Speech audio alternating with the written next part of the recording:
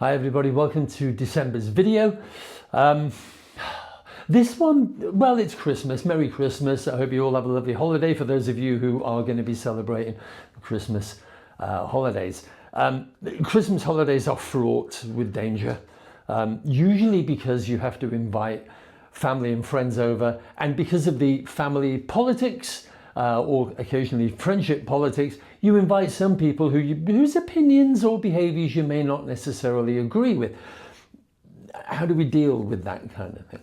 So to help us with this, I'm going to share a four-step process of trying to get to the heart of concerning behaviour. Based on the work of a guy called Marshall B. Rosenberg, who wrote in the early 80s a lovely book called NVC, Non-Violent Communication. As an American psychologist and author, he wrote extensively about how language can sometimes create blocks in understanding, and we get stuck in the conflict around behaviour and don't actually get underneath it. And what's a quick way to get underneath it so that we can avoid the nonsense of conflict and get to better understanding? You did a lot more than that, but that'll do for this video. So let me give you an example. I'm going to use a character called Uncle Mike. Sorry if your name's Mike, don't take it personally. So you're around the Christmas dinner table and everybody's having a chat, and Uncle Mike opens his mouth and says something and it upsets you. So what do? Here's what you do. At an appropriate opportunity, you get them on their own, because people become ultra defensive naturally if they're in a group situation. So you reduce the threat, get them on their own. Mike, during the dinner, you said this or you did that, because it's an observable behavior. Okay, so it's got to be something factual and observable that is evidence-based. Mike, you said this. That really upset me.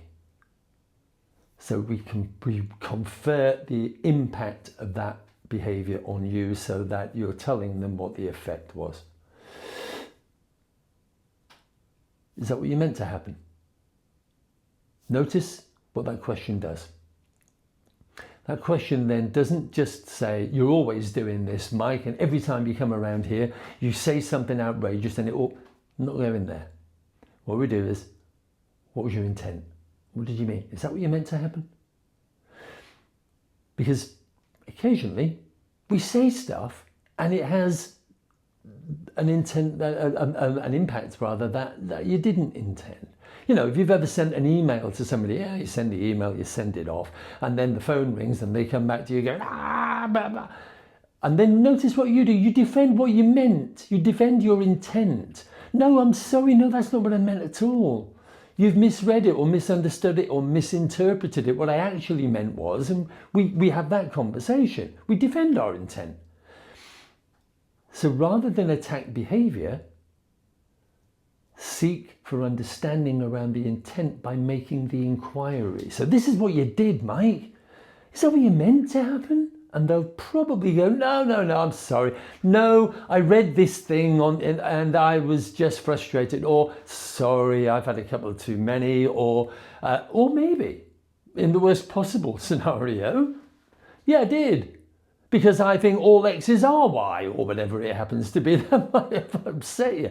Well, then it gives you the opportunity to be able to say, appreciate your opinions, but in future, please don't do that because, and you've got a conversation that helps to at least say, this is how we stand on it. Or you can have an in-depth conversation to try and understand each other further.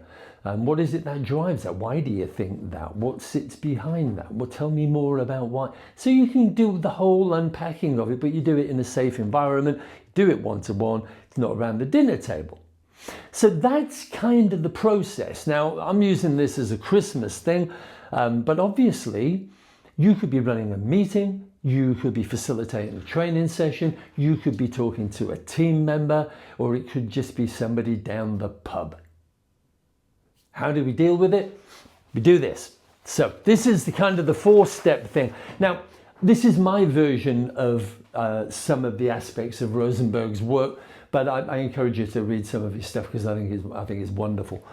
So step 1, observable behavior. This is what you did, or this is what you said.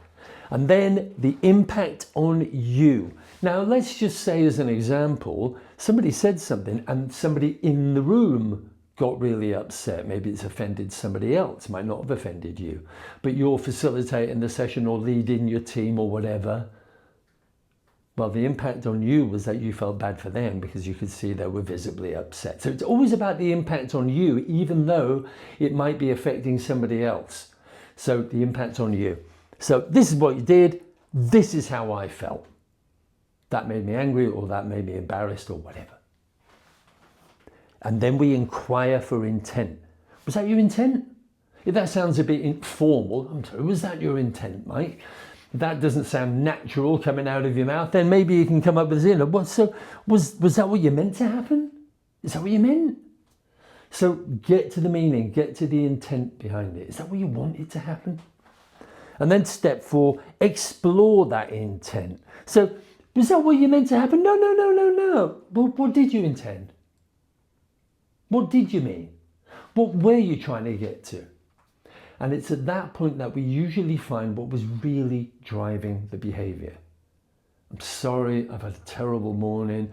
X has happened, Y has happened, and this has happened. All right, now you begin to have a conversation about that rather than the behavior, and you get some kind of understanding. And then 9 times out of 10, they'll go, look, I'm really sorry. Just had one of those days. And you get the opportunity to go, fine, no problem. If you feel like that, or if you're upset like that again, let me know in advance or whatever, so that you can resolve it either now or in the future.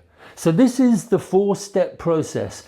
Observable behavior, impact on you, inquire for intent, and then explore that intent by listening to each other. Use your empathic listening skills, etc., so that you can do that. But the key to it is get to intent quickly. Don't get into the messiness about the actual behavior, what's really going on, because most of our negative behavior is driven not necessarily by what's going on in the room or what's happening at that time. It's usually something deeper. So we may as well go there to the start rather than bickering about what we've observed. That's it. Handy for the relatives or whoever over Christmas if you happen to have some challenging ones, but also, of course, useful for work, colleagues, bosses, your teams, whatever, somebody on your training program behaving badly, that kind of stuff. Get them on their own, do that stuff.